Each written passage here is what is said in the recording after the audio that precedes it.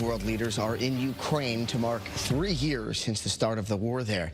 And listen to this. Just hours ago, Ukrainian President Volodymyr Zelensky announced he would be willing to step down from office if that move would lead to peace and Ukraine's entry into NATO.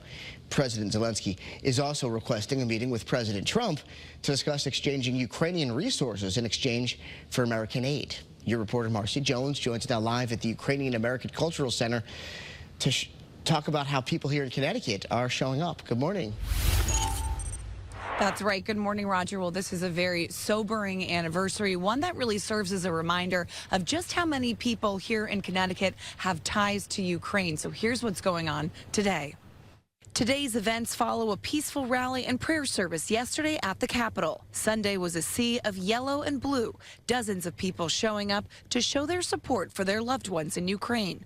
Today on the Yale campus, starting at noon, everyone is invited to experience the Unused Diploma exhibition, a tribute to the students whose lives were tragically cut short. Then at 4, there will be a women's table in front of Sterling Library in remembrance and solidarity to honor those who sacrificed their lives for the war. Following the event at Sterling Library, there will be a reception to continue the discussion. Your reporter in Cromwell, Marcy Jones, Channel 3 Eyewitness News.